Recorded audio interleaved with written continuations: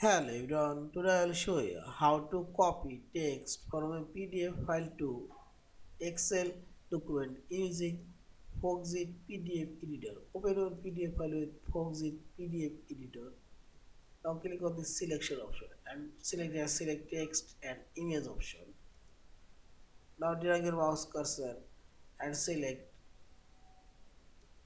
Now click right button for your mouse, copy with formatting and go on Excel sheet and select your cell you want to paste your text and press Ctrl before our keyboard and see this. Increase this cell area. Also increase here and see this.